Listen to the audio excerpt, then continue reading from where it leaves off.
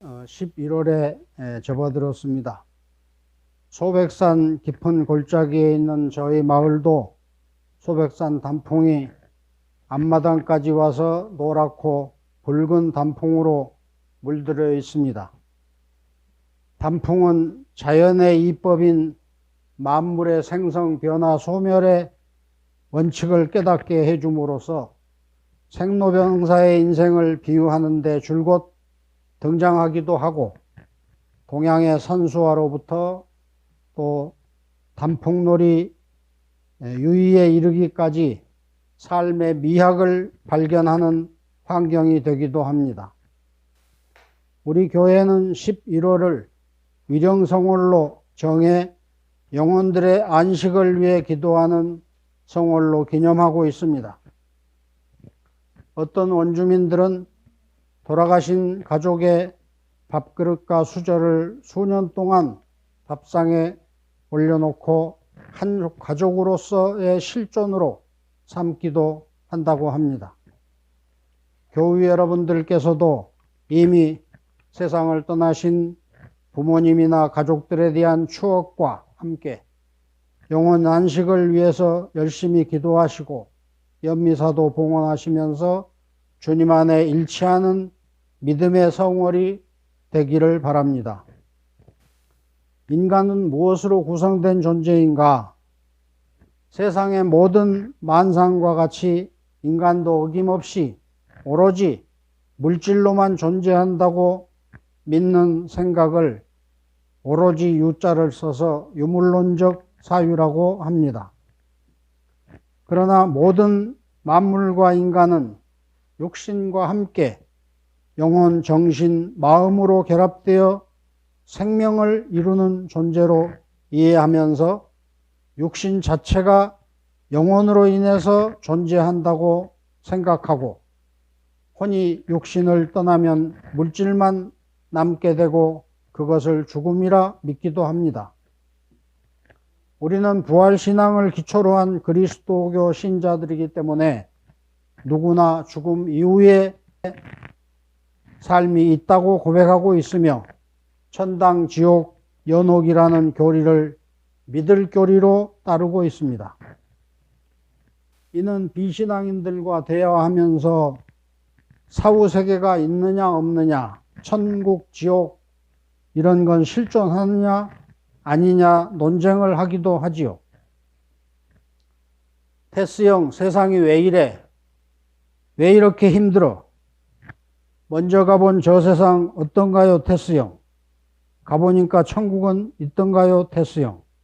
이런 나훈아의 노래가 요즘 유행을 타고 있기도 합니다만, 여러분들은 사람이 죽으면 어떤 세상을 만나게 될 것이라고 생각하고 계십니까?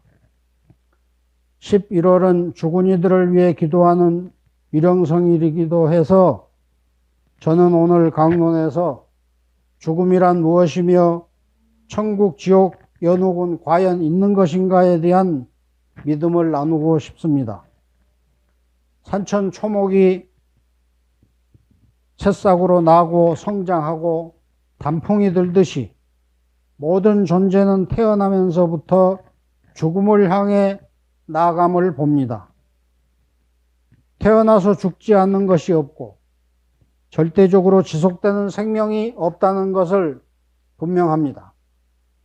모든 생명이 죽음을 향해 간다는 것은 어떤 존재도 제외될 수 없는 원칙이기 때문에 확실한 지적 인식이고 가장 분명한 진리라고 말할 수가 있습니다. 아름답게 하늘을 나는 나비는 나뭇잎에 붙은 알이 애벌레로 부화돼서 누에처럼 송충이처럼 그렇게 살다가 고치를 치고 번데기가 되고 그 고치에서 나비가 나옵니다. 나비는 알을 낳고 또 죽게 되겠죠. 이런 것을 박길번, 몸신을 써서 번신이라고 합니다. 누에는 나비를 향해 성장하고 결국 죽음을 향해 진화하고 있는 것이라고 볼 수 있습니다. 그러면은 번신되기 전에 애벌레가 나비냐, 아니면 번신 후에 번데기가 나비인가, 하늘을 날아다닐 때만이 나비인가, 아니면 기어다닐 때도 나비인가. 사람도 그러합니다. 어머니의 태중에서 가장 안정적으로 살다가 알지도 못하고 한 번도 본 적 없는 세상으로 태어나게 되는 것인데, 젖줄도 끊어지고 양수 속에서 살던 형태도 사라지는 새로운 세계를 맞이하는 것인데, 말이 탄생이지 태 속에서 볼 때는 죽음을 경험하는 것이 아니겠습니까? 그렇지만 부모가 그를 맞이하고 기뻐하는 다른 세계가 기다리고 있습니다. 죽음이라는 것도 그러하리라 생각합니다. 저는 가끔 낚시를 하기 위해서 운전을 하며 처음 가보는 아주 생소한 마을이나 저수지를 찾아가면 이런 곳이 있었구나, 내가 평생 알지도 못하는 세계를 이 좁은 땅 속에서도 느끼게 됩니다. 아버지 않아서 처음이지 옛날부터 있던 삶의 땅임을 의심의 여지가 없습니다. 죽는다는 것도 처음 가보는 낯설은 세계일 것이라고 생각합니다. 그래서 죽음이 문이 열리면 새로운 세계가 열리게 된다. 죽음은 삶의 끝이 아니요 새로운 삶으로 번신하는 것이다 라는 교회의 전통적 교리를 믿게 됩니다. 누에로 살 때는 꽃잎을 먹고 나비로 번신되어서는 꽃가루를 옮기며 살게 되듯이, 밥을 먹고 잠을 자고 살던 인간이 죽으면 무엇인가는 다른 방식으로 살아가게 된다는 것을 믿게 합니다. 그래서 죽음이란 이생에서 생각할 때 죽음일 뿐 또 마지막인 듯 하지만 사실은 몸과 삶의 형태가 바뀌는 새로운 번신이며 탄생의 순간이라고 믿게 되는 것입니다. 부딪히면 순간인 것이 죽음인데 왜 인간은 죽음을 그렇게 두려워하게 되었을까? 그것은 죽음에 이르는 과정이 고통의 형태를 띠기 때문입니다. 생로병사의 인간이기 때문에 생명의 위협에 대한 두려움이 고통스러웠던 것이지 죽음 자체에 대한 두려움은 아닌 것인데, 이생의 삶은 일단 끝난다는 사실이 두렵기 때문인 것이죠.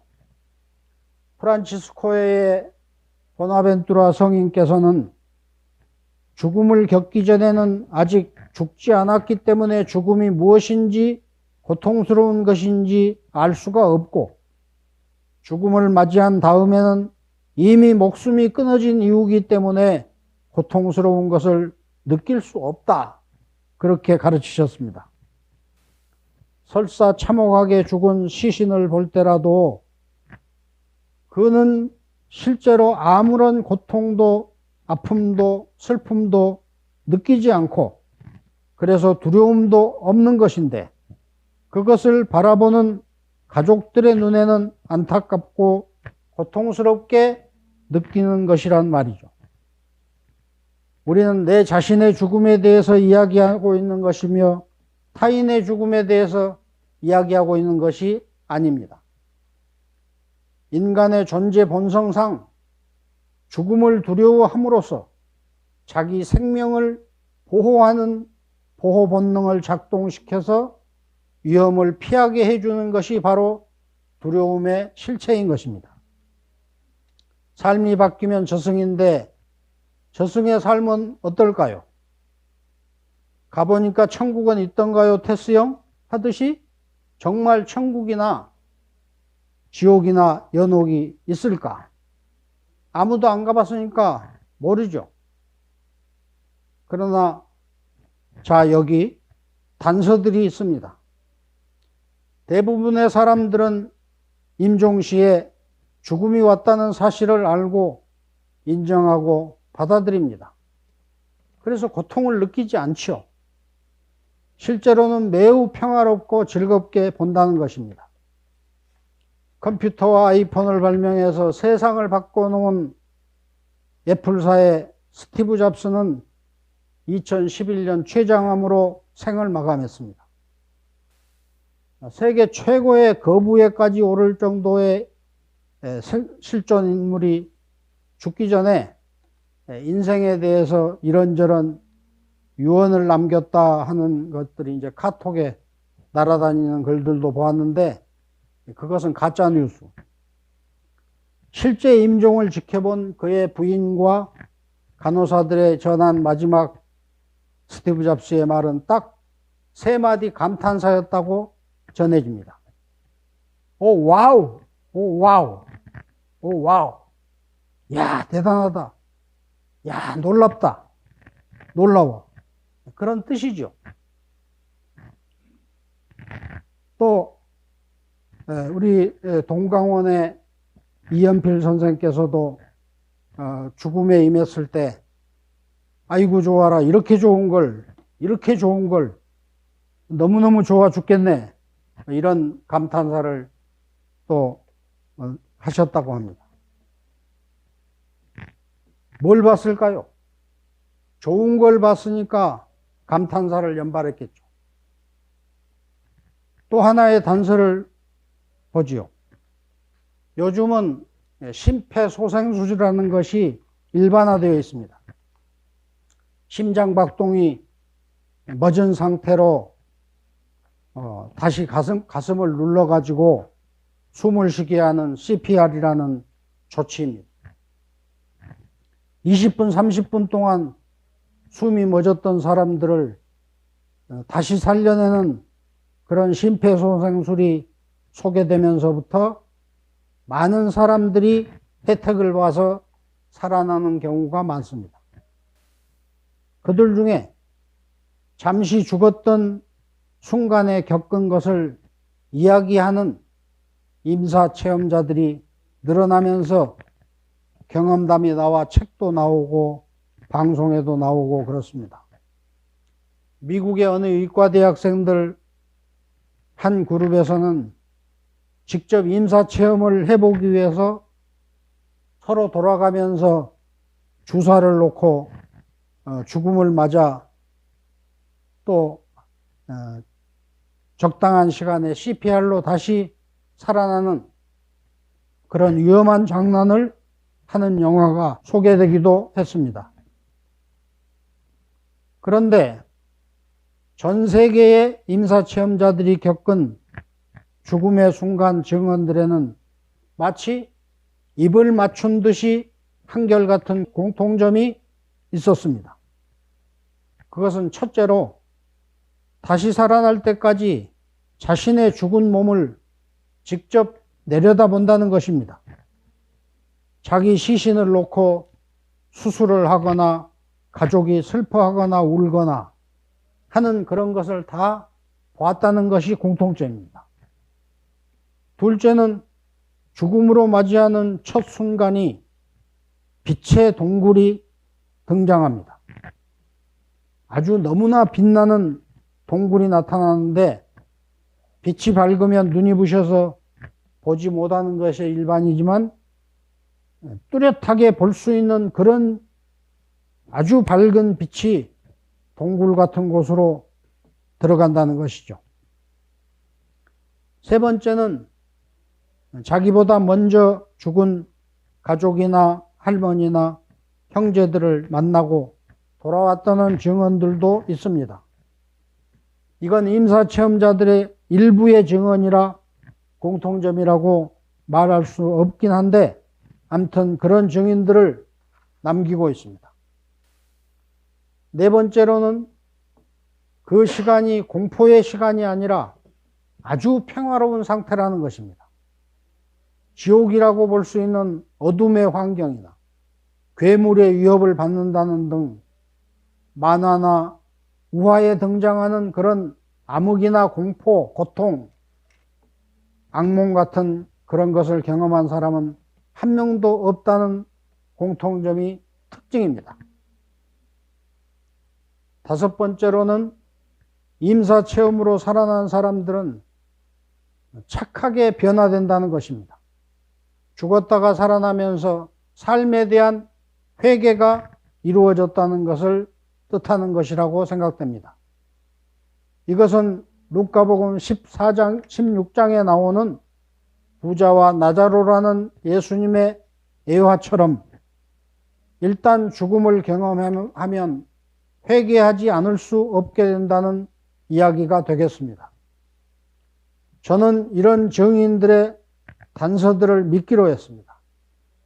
죽음 이후에 맞이하게 될 세상은 하느님의 자비가 충만한 곳이며 그래서 모두가 회개하고 천국에 들어가게 될 것이라는 믿음을 가지게 됐습니다. 하느님의 자비를 믿기 때문에 일단 지옥이란 없을 것이다. 상선벌학의 고전문학적인 그런 의미의 지옥이란 없을 것이다.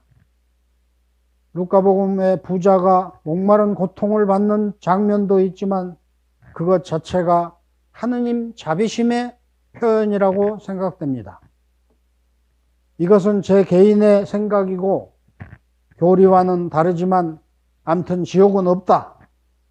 대신에 나자로와 부자 이야기에서 그 부자의 처지와 같은 것이 바로 회개가 이루어지는 자비의 연옥이라고 봐야 하지 않을까 생각합니다. 죽은 자는 이미 자신에게 주어진 시간을 다 써버렸기 때문에 어떻게 할 수 없고 그래서 도움의 은총이 필요합니다.